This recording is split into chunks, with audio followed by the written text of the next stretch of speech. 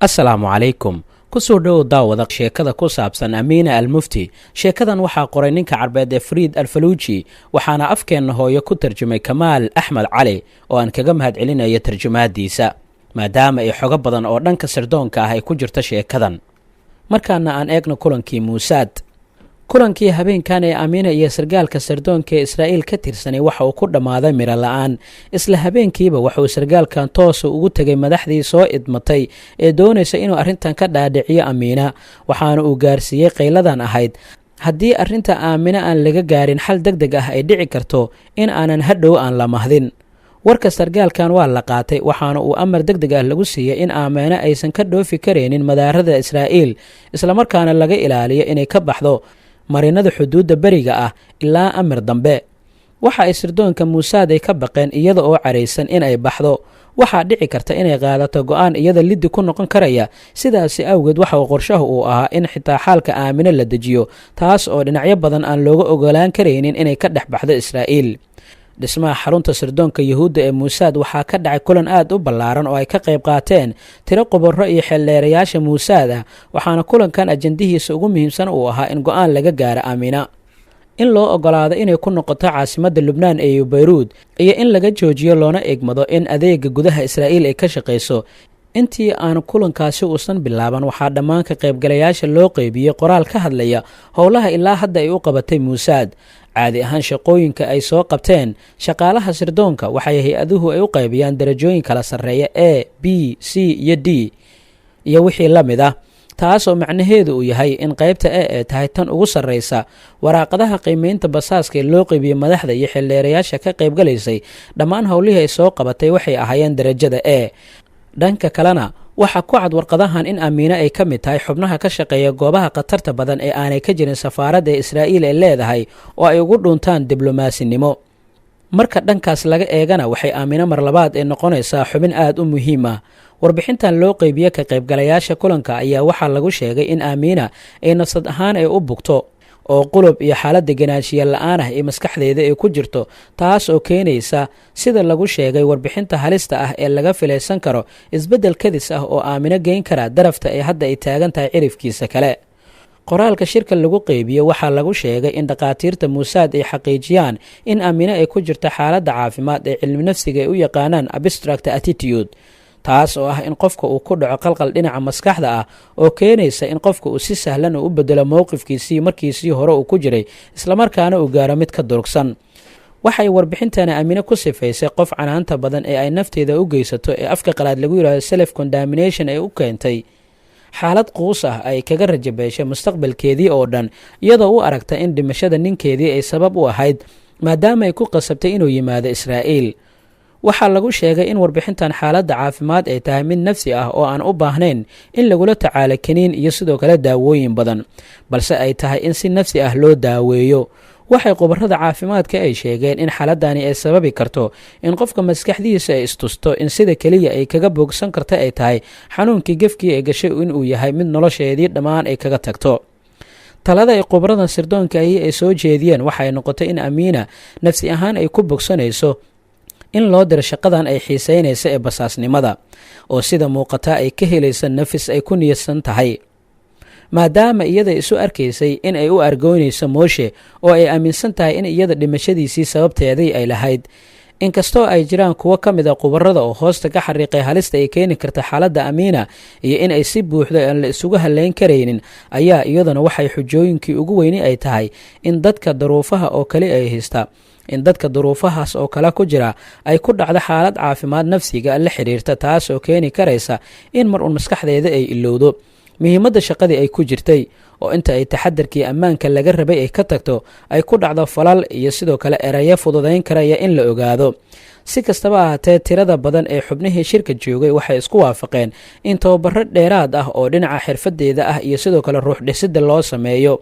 ugu dambeyntii waxa uu noqday go-aankii shirkan ka soo baxay in amiino loo ogolaado inay dib ugu noqoto shaqadeedii magaalada bayruud, waxaana go-aankan si rasmi ah u waafaqay agaasimaha guud ee hay-adda sirdoonka muusaad ee israa'iil. isla maalinimadaasina waxaa laga howlgalay fulinta go-aankan. amiina waxaa lagu casuumay xarunta sirdoonka. nin qabiir ku ah sawirka gacanta oo ka tirsanaa sirdoonka ayaa loo yeeray. kadib intuu si xeel dheer u dhageystay tilmaam ay amiine ka bixisay cali salaama ayuu gacantiisii ku sawiray sida ugu dhow ee muuqiisu uu noqon karo oo amiine lafteeda ay u aragtay inuu aad ugu eg yahay. waxaa la siiyey koorasyo badan oo tababaro dheeraad ahaa, waxaana ballan lagula qaatay in toddobaadkii 2 jeer oo isniinta iyo khamiista ay soo dirto warbixinadeeda iyo in maalin kasta oo talaado ah 11 iyo 2 daqiiqo ay war ka heli doonto xarunta Talaabiib. waxaa kaloo la baray qaabka ay u isticmaali karto aaladaha cusub iyo qalabka teknolojiyadda oo markaa ku soo kordhay hababka waxbasaasidda. waxaa ka mid ahaa qalab ay xarig ku xirnayd oo wireless ah oo qoraalada la isugu gudbiyo. muddadaasi gaabneyd ee aamine tababarkan ay ku jirtay waxaa laga dareemayay isbeddel weyn iyo firfircooni badan oo muujinaysa xiisaha ay u qabtay arrintan. waxaa laabteeda ka dhex ololaya doonista argoosiga iyo sidoo kale hamuunta ay u qabto dhiigga dadka muslimiinta ah. 3 bishii 7 sanadkii 1973 ayaa aamine subax hore waxay ka duushay garoonka diyaaradaha ee Talaabiib iyadoo kusii jeeday dhinaca magaalada Vienna. sidii caadada ahayd waxaa baasaboorkii Israa'iiliga ahaa ka gudoomay sargaal sare oo sirdoonka ka mid ahaa balse ku jooga magac diblomaasi. waxaana uu u dhiibay baasaboorkii Urdun iyo tikidkii ee diyaaradda ugu raaci lahayd dalka Lubnaan. amiina waxay habeenkaasi ay ku bariday gurigeedii magaalada Vienna. maalintii labaad ayay aroortii hore ee dhammaan ka soo xirxiratay boorsooyinkeedii gegada diyaaradaha magaalada Vienna ayaana ay timid si ay uga ambabaxdo magaalada Beirut. safarkani waxa uu ka duwanaa kii hore ay ugu tagtay Beirut.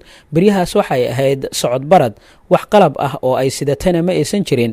maanta waxa ay noqotay waaya arag. awood buuxda ayay ka soo qaadatay xarunta laga maamulo hay-adda Muusaad.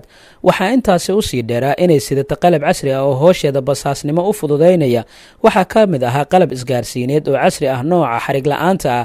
qalabkan way adag tahay in la gartaa waayo dusha sare waxaa looga soo ekeysiyey rikoor caadi ah oo leh calaamadda ganacsi ee ay leedahay mid ka mid ah shirkadaha rikoorada samaysa. shandad ay gacanta ku sidato waxaa ugu jira kitaabka qur-aanka ah oo dhowrkii waraaqadood oo ka mid ah inta qalab casri ah oo qur-aankii laga tirtiray loogu bedelay erayo afgarasho oo isticmaali doonto iyo lambarada sirta ah ee adeegsanayso. yaa ka shaki kara kitaabka qur-aanka kariimka oo baaris u quuraya. ugu yaraan marka ay tahay dal muslim ah lagama yaabo inay cidi ay baarto, kamana shakinayso inay xumaan kale ay ku hoos qarsoon tahay. markaana aan eegno howlgalkii labaad ee magaalada Beirut. amiina waxay si nabad ay ku gaartay garoonka diyaaradaha ee magaalada Beirut. markii inta ay diyaaradii soo degtay ay dhammaysatay howlihii socdaalka ayaa waxay u dhaqaaqday gurigeedii. inta aanay gaarin goobtii ay ka raaci lahayd taksiga ayaa waxaa ka nixisay gacan xoog badan oo si xanuune loogu dhiftay garabkeedii. naxdin ayay dhawaaqday. shandadii gacanta ay ku sidatayna waa ay ka dhacday. si degdeg ah ayay dib ugu jeesatay iyada oo qabta dareen ah in wejigii labaad ee howlgalkeeda basaasnimo bilowgiiba uu fashilmay. waa ninkii maaruun ahaa oo indhaha ku sita muraayad nooca qoraxda laga xirto oo madow. waxay ku fikirtay inay dharbaaxdo, laakiin shaqada ay u socoto iyo danaha ay ka yeelan doonto ayaa muhiim ahaa. sidaasi awgeed qosol iska keen ah iyo kalgacal aan laabta jirin ayaa ay ugu soo jawaabtay. si dhoola caddayni ay ka muuqato inta ay dhabarka ugu dharbaaxday ayaa ay tidhi, war dhagarqabayaho ma diyaaradda Lufthansa ayaad ila saarnayd. intii uu muraayaddii indhaha ka bixiyey oo isaga oo dhoola caddaynaya ayaa si aanay ujeeddo ka marnayn uu garabkeedii taabkiisii uga buuxsaday ayuu si diiran u xafuujiyey. markaas ayuu ku jawaabay, in badan ayaan meel kastaa kaa raadiyey, waan ku waayey. waxa aan xiisaynaya in aad ii raacdo safar nasasho iyo dalxiis aan ku tegayo Nikosiya si aad raaxo igula soo qaadato 1 toddobaad oo bilaa buuq ah caasimadda dalka Qubrus. amiina oo hoos su'aale iska weydiinaysa waxa uu daaran yahay safarka uu xaayig doonayo inuu ku geeyo Qubrus ayaa intii ay afkii kala qaaday mar labaad ka daba tiri magaca magaaladii Nikosiya. xaayig oo aan dhaadinba siday arrintaani ula yaabtay ayaa sii watay hadalkiisii, waan ku waayey. Manuel, Khadiija iyo xitaa waardiyihii guriga ayaan ku weydiiyey. waxay mar labaad isticmaashay xeeladeedii sixirka la mooday. iyada oo iska dhigaysa qof qoomamaynaysa in safar noocaasi kale uu dhaafo ayaa tiri, nin waalan, allay lehe nin waalan ayaa tahay. maxaad hadda ka hor iigu sheegi weyday si aan wakhti ugu filan aan isugu diyaariyo? ma waa aanad ogeyn sidaan u xiisaynaya in safar noocan oo kale aan kula wadaago? xaayig maaruun ayaa isaga oo farxad iskala garan la oo rumaystay warkeedii ayaa yidhi, doorkaani ina dhaaf ee bal aynu wixii ka dambeeya iska warhayno. iyadiina waxay ugu halcelisay, mar haddii aynu magaalada Beirut ku soo wada noqonnay waynu wada joognaa. amiina waxay si fudud uga soo degtay garoonkii bayruud iyada oo sidata bistoolad iyo qalabkii aynu soo sheegnay ee isgaarsiinta ahayd. waa baaritaanka garoonka bayruud oo aad u yar maadaama ay lubnaan ay tahay dal ku tiirsan dalxiiska. waxaa ka soo dega dalxiisayaal badan, si weyn ayaana loo soo dhoweeyaa lagana ilaaliyaa baaris badan oo xitaa hawsha madaarka ayaa ay dhib u arkaan. magaalada bayruud waxa ay xiliyadan ay ahaan jirta magaalada ay ku kulmaan ganacsatada hubka sharci darrada ah iyo daroogada ka baayac mushtara, dhaqannada reer galbeedka iyo basaasiinta hay-adaha kala duwan ee sirdoonka dunida. aroortii labaad subaxnimadii hore oo ahayd 6dii bishii 10 sanadkii 1973 waxay amiina iyadoo isticmaalaysa qalabkii ay sidatay ay fariinteedii ugu horreysay u dirtay xarunta muusaad ee Tel Aviv, gaar ahaanna waxay ku socodsiisay sargaal lagu magacaabayay Navi Shalom. waa aan nabad imid, amiirkii casaa ee Cali Salaam waxa uu ku maqan yahay Yurub. waxa aan bartay sargaal sare oo ka tirsanaa Falastiiniyiinta oo magaciisa la yiraahdo Abu Naasir. maaruun waxa uu ii ballanqaaday inuu igeyn doono qaybta farsamada ee shirkadda isgaarsiinta. George Habash waxa uu qarsoodi ku tagay Tunisia. Abu Camaar Yaasir Carafaad hargab ayaa haya oo maalmo guriga kama uusan soo bixin. shixnad daawooyin ah oo u gaara hoggaanka sare ayaa ka yimid dalka Romania. waxaa kala go-an daawada jeermis dilaha ah, si weyn ayaa looga baahan yahay xarumaha caafimaadka. nabaday sidaas ayay ku soo koobtay warbixinteedii. dhambaalka aamina waxa uu farxad iyo xasilooni badan ku beeray madaxdii joogtay xarunta dhexe ee magaalada Tel Aviv. markiiba waxaa loo arkay warkii ugu horreeyay ee ka yimid inuu yahay mid muhiim ah. fariintan waxaa si degdeg ah loogu gudbiyay xafiiska kala shaandhaynta si ay u soo gudbiyaan tallaabooyinka ay tahay in la qaado. markiiba xarunta waxay ku soo celisay jawaabtan: waxaynu kugu hambalyaynaynaa gaaritaankaada bayruud.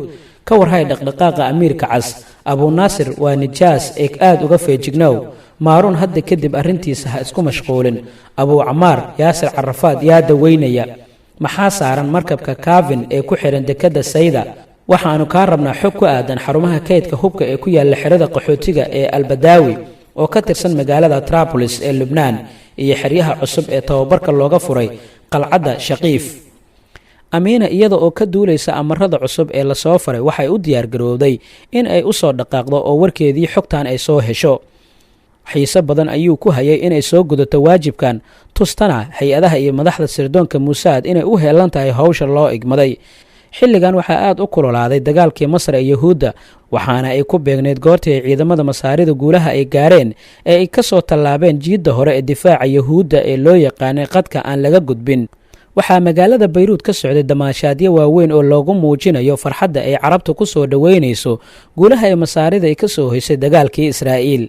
dhanka kalena waxa Yahuudda ay u ahayd maalin madow oo dhammaan deegaanadooda laga dareemay oohin iyo murugo ay ku cabirayeen jabka ay Masaaridu gaarsiiyeen ciidamadooda ay ku naanaysi jireen ciidankii aan la loodin. amiina saameyntani kama aysan maqnayn oo waxay maalmahan la kulantay niyad xumo badan. waxa uu damiirkeedu ku mashquulay dhibka ka soo gaaray kala duwanaanshaha dareenkeeda wadaniga ah ee jeclaan lahayd in uu farxadda uu la wadaago dadka ay dhiigga ay wadaagaan ee carbeed iyo jaceylka indhala-aanta ay u qabta Yahuudda oo faraya inay la murugoto waaye adag oo soo food saaray Yahuudda. halkaa inoo joogto qaybta sheekada Amiina Almufti. waxaa buuggaani qoray Fariid Alfaluuji, waxaana afkeena hooyo ku tarjumay Kamaal Axmed Cali. qaybta xigta intaan ku kulmi doonno waxaan idinkaga tegayaa sida ay nabadgelyo. wassalaamu calaykum waraxmatullaahi wabarakaatuh.